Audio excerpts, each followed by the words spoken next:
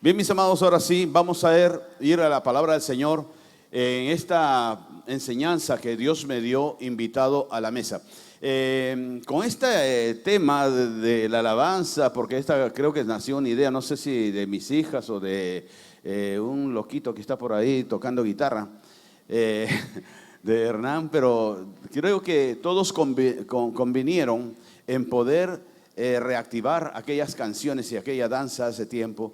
Y en esas canciones de antes hay muchas que encierran un mensaje muy hermoso. Por ejemplo, las canciones de Freddy Rodríguez, yo creo que a todos nos ministró muchas veces, ¿verdad? Y que eran las que más cantábamos. Pero también hubo una canción que yo escuché en los tiempos que llegamos al cristianismo, ¿verdad, Teresa? Y que era de un grupo llamado Torre Fuerte, que son de México. Ellos habían sido músicos de Luis Miguel. Y ellos, había una canción que incluso veía un video que decía que se convirtió como en un himno de Torre Fuerte, y era Altísimo Señor. Y él estaba escuchando, antes la había escuchado muchas veces y me gustaba. Escúchenla también, de repente en algún momento se sacará acá, porque es muy hermoso y no pasa el tiempo por esta canción. Y en la cual hablaba algo de esto, que el Señor me inspiró escuchando esa canción, y le estaba escuchando hasta el día de hoy una y otra vez, Altísimo Señor, en la cual dice: y yo indigno sentado en tu mesa, ¿verdad? Y de ahí el Señor me comenzó a hablar con este tema de invitado a la mesa. Y les pido por favor que vayamos a 2 Samuel en el capítulo 9, que se da una circunstancia, un evento de este tipo. 2 Samuel capítulo 9. Y dice el versículo 1 en adelante: y dijo David, el rey David: ¿ha quedado alguno de la casa de Saúl a quien haga yo misericordia por amor a Jonatán? Y había un siervo de la casa de Saúl que se llamaba Siba, al cual cuando lo llamaron que viniese a David, el rey le dijo: ¿eres tú Siba? Y él respondió: tu siervo.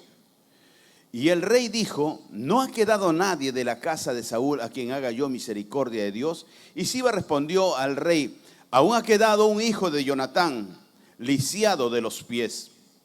Entonces el rey dijo, no le interesó al rey si era lisiado o no era lisiado.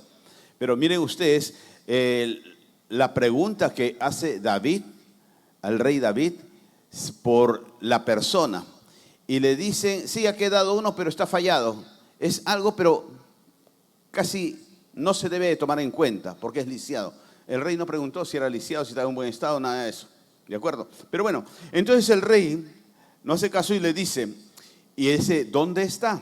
Y Siba respondió al rey: he aquí, está en la casa de Maquir, hijo de Amiel, en Lodebar.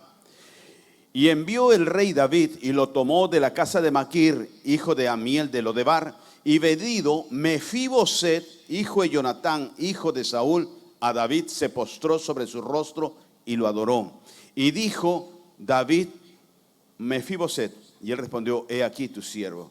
Y le dice David: no tengas temor, no tengas miedo, porque yo a la verdad haré contigo misericordia por amor de Jonatán tu padre, y tú comerás pan a mi mesa perpetuamente.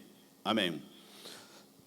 Para no ser extensa la lectura, después sabemos que Mefiboset dice: este pobre siervo, este pobre perro muerto, como yo, no soy digno. Y ahí es donde se acuña esta canción que les mencionaba: no soy digno de sentarme a tu mesa. Y pese a la invitación, Mefiboset no se sentó a la mesa. No lo desairó al rey, sino no se sentía digno de sentarse a la mesa. Nunca. ¿De acuerdo? Pero esta enseñanza, el Señor quiere que nosotros podamos tener una reflexión en la cual dice aquí que el rey David, innecesariamente, porque no era necesario para él o para el reino de Israel, del cual era rey, de poder buscar o que busquen a este Mefiboset. Pero David, con un corazón sencillo, humilde y justo, un corazón, como nos enseña la palabra, que era conforme al corazón de Dios, él busca honrar a alguien que haya quedado de la casa real, así sea su enemigo, el rey Saúl. Pero era el rey Saúl, su hijo Jonatán y el hijo Mefiboset. Y David, en un corazón justo, él busca honrar a alguien de linaje real. Y esa palabrita de linaje real puede traer a memoria algo para nuestras vidas que estaba en la carta, está en 1 de Pedro, capítulo 2:9, que dice: linaje escogido por Dios, real sacerdocio. En esa porción de 1 de Pedro, ¿a quién se refiere? Se refiere a ti, se refiere a mí. Que tú y yo somos de linaje real, y eso no es tinta en un papel nada más, sino eso es una realidad escrita con sangre de Cristo para nuestras vidas. Pero así como Mefiboset, que no se creó digno, no creyó que él era digno para sentarse a la mesa, muchas veces tú no te sientes del linaje real. Tú no te crees que tú has sido llamado para ser ese hijo, esa hija del Rey de Reyes y Señor de Señores. ¿De acuerdo? ¿No te crees tú que eres llamado a ser real sacerdocio, linaje real? Que en ti las cosas pueden cambiar para tus generaciones. Que no importa si tú fuiste un adúltero, una fornicaria, una mentirosa, una chismosa, un ratero, un narcotraficante. No interesa eso. Lo que interesa es desde el momento de tu decisión de asumir la corona real que Dios conquistó por la sangre de Cristo, y no dejarlo ahí archivado entre los libros de fábula, de cuentos, de filosofías y temas como de religión. Y sí, el rey David decían esto, decían el otro, sí, Jesucristo, sí, decían aquí, sino que nosotros podamos llevar por obra la escritura del Señor. En el versículo 2 viene el interés de David y de estar preguntando si es que había algún familiar de esa casa real. Y en el versículo 3 encontramos algo que le dice el siervo Siba: aún ha quedado un hijo de Jonatán lisiado de ambos pies. Por X razones que no viene el caso para narrarlas ahora. Pero lisiado de ambos pies, eso es que le dificulta caminar a esa persona, a ese hombre. ¿De acuerdo? Y muchas veces nosotros, a causa del pecado de nuestros padres o de tu propio pecado, a causa de tu comportamiento, de tu manera de vivir, qué sé yo, has quedado lisiado de los pies espirituales, que no te atreves a caminar hacia adelante y solamente vas a estar tú supeditado a que alguien te diga: ven para acá, anda hacia allá y haz esto y haz el otro. Y no tienes tú la revelación de la escritura del Señor que te dice que tú eres de linaje real, para poder levantarte y tomar tus propias decisiones, para poder decir: no, yo no voy a aceptar lo que todo el mundo lo hace.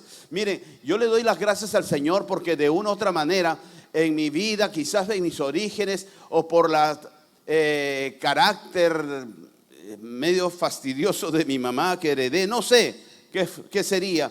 Pero en algunos momentos yo he mencionado que yo soy de Lima, y en Lima vivía en un barrio criollo, un barrio con bastantes temas de fiestas, de jarana, de religión, de procesiones y de trago. El trago era como el agua bendita ahí en este barrio, ¿no? Y en todos sitios habían fiestas y jaranas y se tomaba bastante. Tenía unos primos hermanos que vivían a una cuadra de mi casa, media cuadra de mi casa. Y estos primos sí, eran muy amigueros ahí, jugaban sus partidos de fútbol en la calle y tenían sus amigos y todo eso. Y yo era más o menos como el Kiko de la vecindad, ¿no? Y todo para mí parecía que era chusma, pero no era yo, sino me veían la gente así. La gente de la vecindad me veían como el Kiko, ¿no? Porque a mí nunca me gustó el fútbol. Entonces yo no salía a jugar a fútbol con ellos. Y entonces ya ellos creían que los discriminaba. Pero no era eso, sino que nunca me gustó. Pero bueno, y en las reuniones, a veces de cumpleaños o de alguno de mis primos o algún amigo de ahí del barrio, entonces lo que abundaba era licor. Y bueno, yo iba por estar con mis primos y de hecho, ¿no? Antes de la comida, durante la comida, después de la comida, trago. Y yo tomaba, tampoco el licor nunca me gustó. y tomaba dos vasos y después no tomaba más. Y todos como algunos me tenían bronca porque me veían como el Kiko que les digo. Entonces me insistían para que tome. Y yo cuando decía que no, era no. Y a veces me presionaban entre varios y me fastidiaban. Y yo le decía, no tomo, ¿y qué va a pasar? No me da la gana, pues, no me da la gana. Y si ahí se armaba todo, que mis primos tenían que intervenir para que no se arme la bronca, para que no me peguen o no terminen eso, ¿no? Pero quizás tenía yo ese espíritu rebelde de poder decir que no, aún delante de una mayoría. Y eso fue bueno. Esa rebeldía fue buena porque en mí se fue formando un carácter diferente de acuerdo a los principios que eran inculcados por mi madre, que no era cristiana, pero o quizás a poder diseñar mi propia personalidad.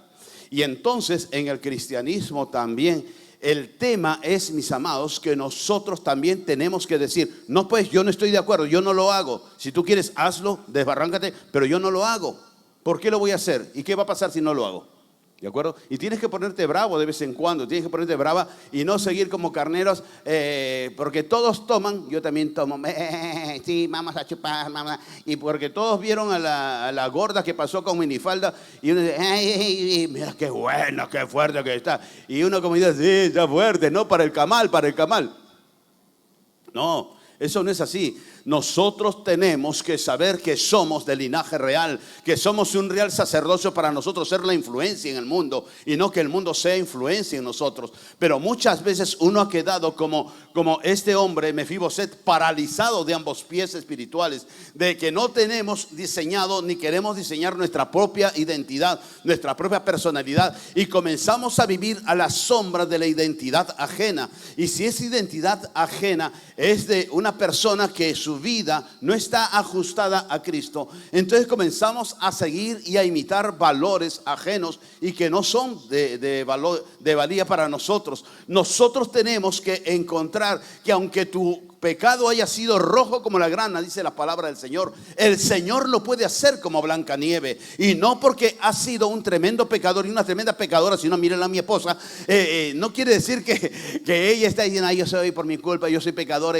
No, sí, tú has sido bien pecadora, Teresita, y gracias a Dios porque yo llegué a tu vida como el ángel Gabriel y te saqué de ahí, de ese mundo absurdo y oscuro. Amén. Hay un testigo ahí.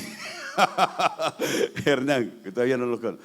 No, no debemos nosotros sentirnos paralizados también por el pecado, porque el pecado muchas veces también nos va a traer mire, la tentación viene de muchas formas, de muchas maneras. El enemigo desliza la tentación de muchas formas, para el hombre y para la mujer, para ambos. Pero en donde se enseñorea el enemigo es en la culpabilidad, en la condenación. Porque una vez que tú pecas, después viene la culpabilidad y nos paraliza como Mefiboset.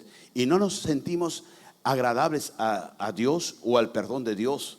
Y escuchen esa canción, Altísimo Señor, porque también te dice ahí en la cual que el Señor te da alas, el Señor te levanta, el Señor te restaura, el Señor te rescata. Y no es para que nosotros vivamos paralizados por el pecado. Podemos haber sido muy pecadores, pero fuimos, pero no es que seamos ahora. Y que el enemigo te quiera recordar el pecado, tú recuérdale a él la salvación y la vergüenza que él fue vencido en esa cruz. ¿De acuerdo? Nosotros encontramos más adelante en el versículo 4 que dice, entonces el rey dijo, ¿y ese dónde está? Miren, le dicen en este versículo 4 y versículo 5, dicen, ¿dónde está? ¿De acuerdo? Y en el versículo 5, David manda por él. Una vez el Señor dijo, ¿y ese Reinaldo en dónde está? Ponte un nombre en vez de Reinaldo. El Señor un día preguntó por ti, ¿dónde estabas tú? Aun cuando tú estabas en medio del pecado, aun cuando eras pecadora, puede ser, pero el Señor preguntó por ti, se interesó por ti, se interesó por tu vida. ¿Y qué es lo que dice en ese versículo 5? Envió el rey David por él a buscarlo de la casa de Maquir. Y el Señor de una u otra manera envió a alguien por ti. Ese alguien que envió el Señor es la persona que te invitó a conectarte en los tiempos de pandemia, que te invitó a acercarte al Señor, a venir al templo, a poder escuchar de su palabra. Esa persona fue el emisario en el cual el Señor se valió para llegar a tu vida, porque el Señor estaba interesado en ti y no en el mensajero. Yo no digo que no se interesen los mensajeros. Somos nosotros también la proyección de Dios que nos envía. Pero el Señor tiene interés en aquel que no lo conoce, para que lo conozcas. Y aquí encontramos que Mefiboset dice que estaba en la casa de Maquir, hijo de Amiel, en Lodebar. Lodebar era un lugar que estaba como a 10 millas, 16 kilómetros del lugar donde está David. Y entonces hay cierta distancia para que este paralítico, este paralizado de ambas pies, pueda moverse y que lo traigan, por supuesto. ¿De acuerdo? Pero ¿quién era Maquir? Maquir era un hombre próspero, un hombre de ciertas finanzas, pero que era un mecenas, era una persona que era generoso. Incluso después también cuando Absalón se va a rebelar contra David, Maquir es el que lo sustenta a David. O sea, era una persona generosa, era una persona misericordiosa. Y Mefiboset estaba al amparo de esa persona. ¿Qué nos quiere enseñar ahí? Que muchas veces nosotros en nuestro pecado, nosotros en nuestro temor, nosotros en nuestra baja autoestima, simplemente nos limitamos con el favor del hombre. Que puede haber hombres, personas que son generosas, de acuerdo, pero nos limitamos solamente a estar dependientes de una persona, de un hombre, de una mujer, y no nos damos cuenta que el Señor ha hecho un espacio en su mesa para ti, para que ya no vivas bajo la sombra de X persona, por buena que sea, sino para que puedas ir directamente a Él y que lo busques a Él y te llenes de Él y sea restaurado por Él. ¿Cuántas veces yo he visto personas que el Señor los ha restaurado? Se ha ido a un encuentro, se ha ido a reencuentro, se ha ido acá y pasa un tiempo y siguen la condenación, que no me siento digna, que no me siento digno, que me siento mal, que yo no valgo para nada, como Mefiboset. Es que no tienen la revelación de la palabra de Dios, no tienen la revelación de la cruz, en la cual la cruz, ¿por qué fue? Para hacer una teología, una doctrina, una religión. La cruz fue para restaurarte. El sacrificio de Cristo es para que tú digas: yo soy nueva criatura, y que dejes atrás las vestiduras del hombre viejo, del Mefiboset antiguo, para que tú puedas entrar en la mesa del Padre y te sientes a la mesa de Cristo, para cenar con Él y vivir con Él. Y dice, ¿cómo iba a ser? Perpetuamente, para siempre. Cuando nosotros encontramos que aquí este hombre Maquir, hijo de Amiel, fue una persona que lo ayudó, está bien, lo sustentó, está bien, a Mefiboset. Pero Mefiboset, por ser de linaje real, a él le correspondía otro lugar superior, quizás a nivel de Maquir, pero les correspondía ese lugar, pero él no se lo creía. A ti te corresponde sentarte en la mesa del Padre. A ti te corresponde decir gracias porque soy digno ahora, porque mi indignidad, mi pecado, mi suciedad, tú lo lavaste en esa cruz. Cuando nosotros encontramos que el Señor nos hace ver que en el versículo 7 David le dice algo: no tengas temor. Porque es el miedo el que nos esclaviza, es el miedo es el que nos paraliza. El miedo de lo que puedan pensar, de lo que puedan decir, de lo que puedan suceder conmigo. Cuando nosotros nos invade ese temor como a Mefiboset, entonces no nos vamos a sentir dignos, porque creemos que seguimos todavía arrastrando esas vestiduras manchadas con el pecado, con la suciedad o con la indignidad, porque no me siento capaz. No me siento digno de acercarme a una persona de tal investidura, de tal posición. Y nosotros tenemos entrada hacia el Padre. El Padre en este momento, como David, es el anfitrión. Y el anfitrión ya lo tiene todo preparado para que tú te sientes a la mesa. Cuando alguien te invita a ti, cuando ustedes han sido invitados hoy día para sentarse a recibir este alimento espiritual, todos se han provisto, los servidores, los sugieres, a arreglar, a limpiar, a barrer, qué sé yo, a regar el día de hace un par de días, y todo eso, tenerlo preparado para que tú vengas y recibas, ¿de acuerdo? Cuando nosotros somos invitados a sentarnos a la mesa del Padre, el Señor ya lo preparó todo, ya preparó los banquetes, todo está listo. Y lo único que está esperando son las sillas espirituales que tú te puedas sentar. En la cultura oriental, tú podías ir a un lugar para poder escuchar de pie. Pero si tú te sentabas es porque estás disponiéndote a recibir, a escuchar, a pasar un tiempo con el interlocutor que va a estar hablándote, que va a estar guiándote. Y cuando nosotros venimos y nos sentamos, como le decía hace un momento, no nos sentamos para pasar el rato, no nos sentamos para comer, nos sentamos para alimentarnos espiritualmente, ¿de acuerdo? Y cuando nosotros estamos ya sentados, el Señor ya lo preparó todo. El Señor ha preparado esta enseñanza para que tú la recibas y que tú la creas, que tú te sientes a la mesa del Padre perpetuamente, no un solo día, domingo, por culto, porque eso nos hace religiosos, sino que todos los días nosotros podamos decirle gracias, Señor, porque estoy hoy día sentado a tu mesa, porque hoy día tú me alimentas, hoy día tú me hablas, porque hoy día yo he amanecido con temor, hoy día he amanecido melancólico, deprimido, decaído, pero tú me sustentarás y tú me levantarás, Señor, porque soy invitado tuyo, soy de linaje real, soy hijo del rey. Entonces nosotros como invitados lo que tenemos que hacer es prepararnos para recibir, estar dispuestos para recibir.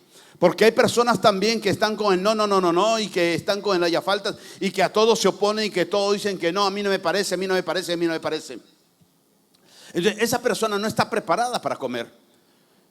Esa persona está con una intoxicación espiritual, entre comillas, que no le permite recibir un alimento de sanidad, un alimento, como estábamos hace un momento cantando Hosana, que Dios, en Hosana dice, Dios ven y sana ahora, que Dios quiere sanar. ¿Por qué nuestra tierra, nuestro Perú, Venezuela, Colombia, Chile, Argentina, se está tiñendo con mantos de violencia, de división?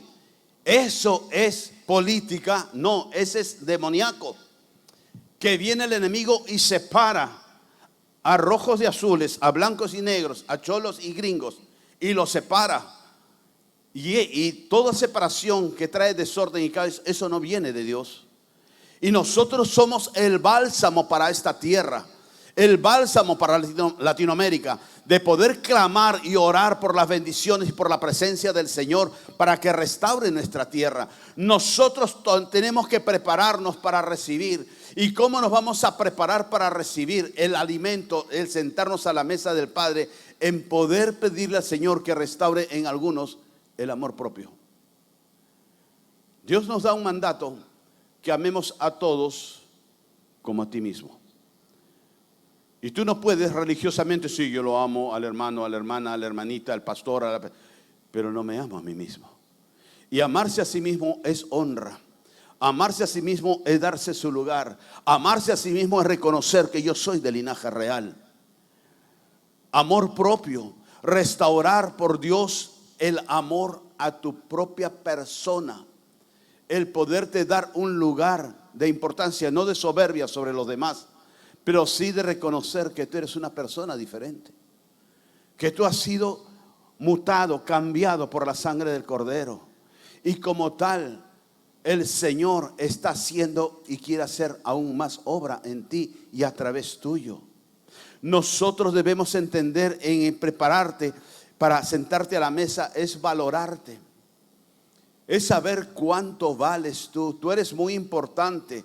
Cuando fuiste engendrado hubieron millones de espermatozoides para poder fecundar el óvulo de tu madre. Y solamente un espermatozoide llegó de esos millones. Ese eres tú.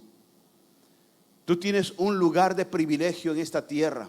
Hemos pasado y seguimos pasando quizás este tema de la pandemia y muchos somos sobrevivientes.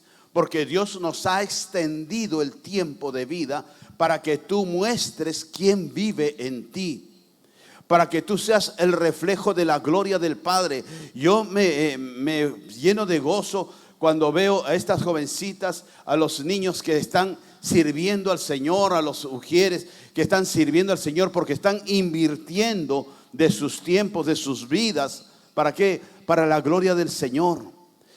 Lo que hace unos momentos veían de la danza, que era la primera danza que tuvimos, y eran jóvenes nuestras hijas. Yo no digo que sean viejas ahora, porque si le digo que son mayorcitas, mi esposa me dice, ¿qué ibas a decir? Que yo soy más vieja que Matusalén. Entonces no, tú estás riquísima, mi amor, estás jovencita todavía.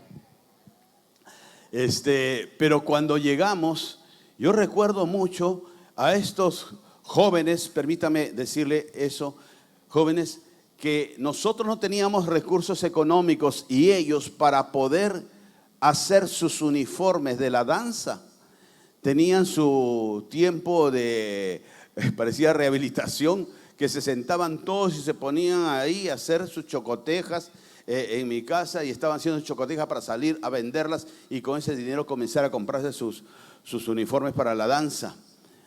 Pero ¿por qué lo hacían eso?